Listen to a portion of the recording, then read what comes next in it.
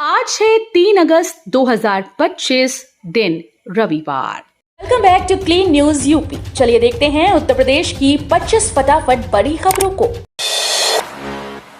बाढ़ संकट पर सख्त हुए सीएम योगी। 12 जिलों में राहत कार्यों के लिए टीम 11 की तैनाती। उत्तर प्रदेश के मुख्यमंत्री योगी आदित्यनाथ ने राज्य के 12 बाढ़ प्रभावित जिलों में राहत कार्यों की निगरानी के लिए 11 मंत्रियों की टीम 11 का गठन किया। सीएम ने ये स्पष्ट निर्देश दिए कि कोई भी पीड़ित सहायता से वंचित न रहे। उन्होंने सभी प्रभारी मंत्रियों को निर्देश दिए हैं कि वे तत्काल अपने जिलों का दौरा करें और राहत शिविरों का निरीक्षण करें तथा प्रभावित लोगों से संवाद करें। पीएम किसान की 20वीं किश्त नहीं आई खाते में, जानिए शिकायत कहां करें। प्रधानमंत्री किसान सम्मान निधि योजना की 20वीं किश्त 2 अगस्त 2025 को जारी कर दी गई। करीब 9.7 करोड़ किसानों के खाते में 2,000 रुपए ट्रांसफर किए गए। यदि आप लाभार्थी सूची में शामिल हैं लेकिन अब तक पैसा नहीं आ पाया तो ईमेल करें। साथ ही हेल्पलाइन नंबर 155261 या 1800115526 या 011-233-81092 पर संपर्क कर सकते हैं। पीएम मोदी का बड़ा बयान, भारत पर वार करने वाला पाताल में भी नहीं बचेगा। प्रधानमंत्री नरेंद्र मोदी ने ऑपरेशन सिंदूर की सफलता पर जोर देते हुए विपक्ष पर तीखा हमला बोला। पीएम मोदी ने कहा कि भारत पर जो वार करेगा वो पाताल में भी नहीं बचेगा। उन्होंने कहा कि भारत ने आतंकियों के ठिकानों को नेस्ता नाबूद किया, लेकिन दुख की बात यह है कि देश के ही कुछ लोगों के पेट में दर्द हो रहा है। कांग्रेस पर निशाना साधते हुए पीएम बोले, ये लोग ऑपरेशन सिंदूर को तमाशा बता रहे हैं। वाराणसी में पीएम मोदी का स्वदेशी संकल्प, वोकल फॉर लोकल से आत्मनिर्भर भारत की अपील। प्रधानमंत्री नरेंद्र मोदी ने वाराणसी में जनसभा को संबोधित करते हुए वोकल फॉर लोकल के जरिए आत्मनिर्भर भारत की अपील की है। उन्होंने कहा कि जो भी वस्तुएं हम खरीदें वे भारतीय मेहनत और कौशल की पहचान होनी चाहिए। पीएम मोदी ने त्योहारों, शादियों, रोजमर्रा की खरीदारी में स्वदेशी उत्पादों को प्राथमिकता देने की बात कही। स्कूल बंद करना पीडीए के खिलाफ भाजपा की साजिश, अखिलेश यादव का बड़ा आरोप। समाजवादी पार्टी अध्यक्ष अखिलेश यादव ने यूपी सरकार पर बड़ा हमला करते हुए कहा कि सरकारी स्कूल्स को बंद करना भाजपा की पीडीए समाज के खिलाफ सोची समझी साजिश है। उन्होंने कहा कि भाजपा चाहती है कि ये वर्ग पढ़ लिख ना सके और बूथ तक भी ना पहुंचे। अखिलेश ने आरोप लगाया कि भाजपा सरकार युवाओं को शिक्षा, नौकरी और रोजगार से वंचित कर रही है। भर्तियों में देरी, खाली पदों पर नियुक्ति न होना और आउटसोर्सिंग के जरिए आरक्षण खत्म करने की कोशिशें युवाओं के साथ धोखा हैं। शामली में सीएम योगी के आदेश पर अवैध कॉलोनी पर चला बुलडोजर, भूमाफियाओं में मचा हड़कंप। शामली में अवैध कॉलोनीज पर कार्रवाई न होने से परेशान स्थानीय लोगों को अब राहत मिली है। लखनऊ में एक स्कूल प्रबंधक चेतन मुंजाल ने मुख्यमंत्री योगी आदित्यनाथ से मुलाकात कर इस मुद्दे को उठाया। सीएम के निर्देश के बाद मेरठ विकास प्राधिकरण की टीम ने तुरंत कार्रवाई करते हुए आदर्श मंडी थाना क्षेत्र के पानीपत खटीमा मार्ग पर अवैध रूप से बनी कॉलोनी पर बुलडोजर चला दिया। गाजियाबाद, नोएडा में 2 बड़ी सड़क परियोजनाएं तेजी से आगे बढ़ी, ग्रामीणों और यात्रियों को मिलेगा लाभ। गाजियाबाद के राजनगर एक्सटेंशन में बंधा रोड से नूरनगर को जोड़ने वाली 18 और 24 मीटर चौड़ी सड़क का निर्माण जल्द शुरू होगा। गाजियाबाद विकास प्राधिकरण ने 4 किसानों से जमीन का बैनामा कर सर्कल रेट से दुगने दाम पर जमीन खरीद ली। इधर नोएडा से यमुना एक्सप्रेसवे तक एलिवेटेड रोड बनाने की प्रक्रिया भी तेज हो गई। इस प्रोजेक्ट में सिंचाई विभाग की एनओसी सबसे बड़ी अड़चन है। यूपी में खंड शिक्षा अधिकारियों की भर्ती का रास्ता साफ, जल्द आएगा विज्ञापन। बेसिक शिक्षा विभाग में खंड शिक्षा अधिकारी भर्ती का रास्ता साफ हो गया। राज्यपाल की मंजूरी के बाद उत्तर प्रदेश शैक्षिक सेवा संशोधित नियमावली 1992 जारी कर दी गई। खास बात यह है कि नियमावली में भर्ती के लिए शैक्षिक योग्यता से समकक्षता शब्द को हटा दिया गया है। 5 अगस्त को अलीगढ़ आएंगे सीएम योगी, साथ में होंगे ऊर्जा मंत्री, तैयारियां जोरों पर। यूपी के मुख्यमंत्री योगी आदित्यनाथ 5 अगस्त को अलीगढ़ आ रहे हैं। वो यहां विकास कार्यों व प्रदेश सरकार द्वारा संचालित योजनाओं की मंडलीय समीक्षा बैठक करेंगे।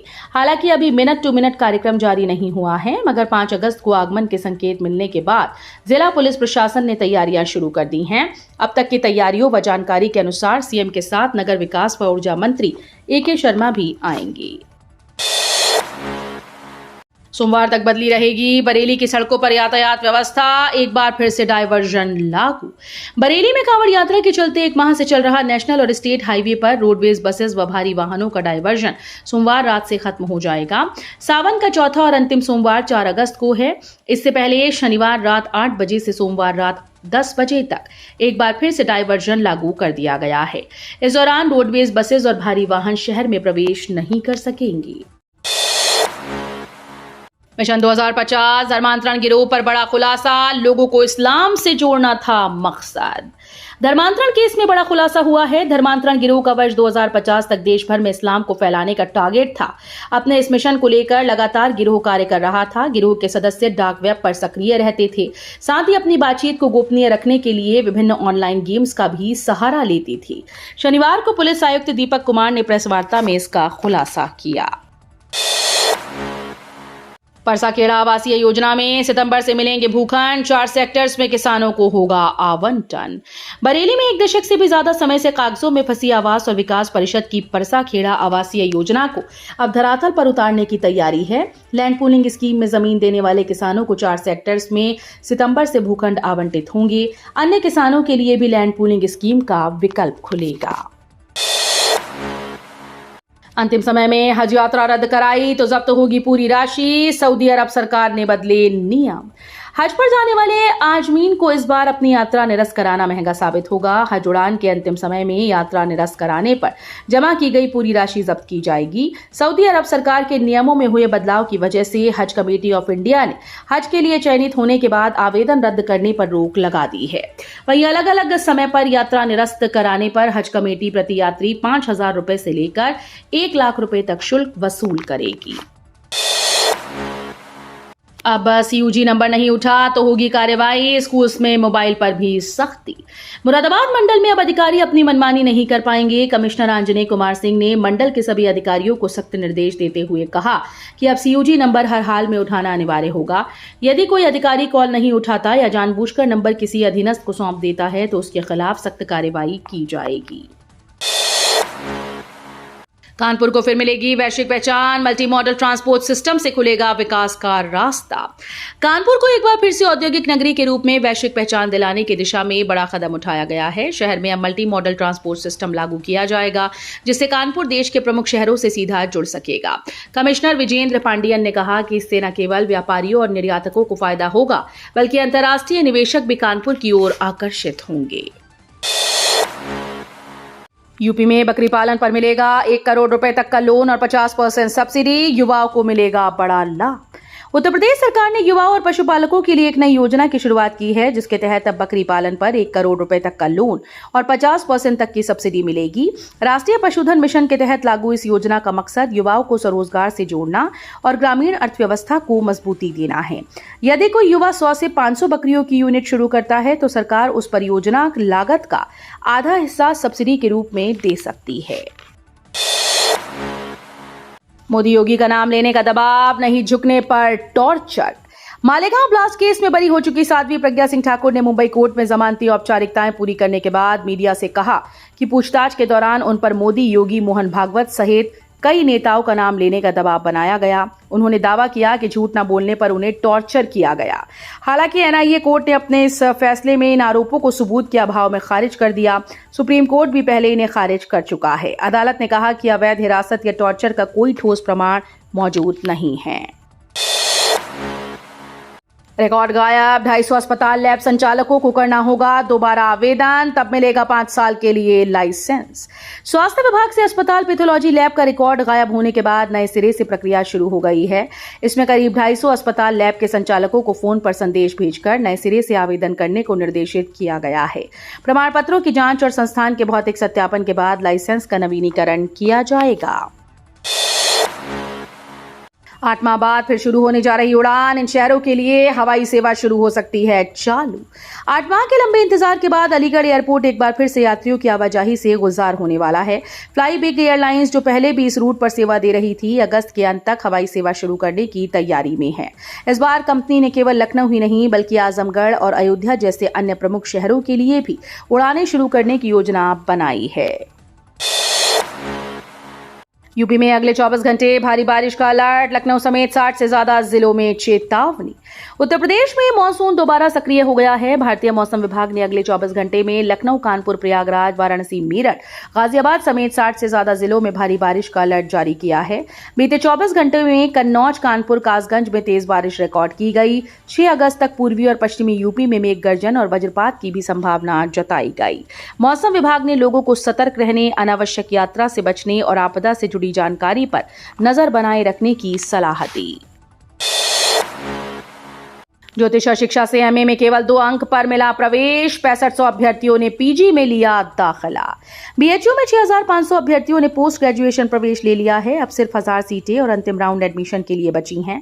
शनिवार से चौथे राउंड का सीट आवंटन शुरू हो जाएगा। बीएचयू में पीजी 2 कोर्स में सीयूईटी परीक्षा में सिर्फ 2 अंक पाने पर ही प्रवेश मिल गया। वहीं पुरातत्व में एमए में सिर्फ 6 अंकों पर दाखिला हुआ।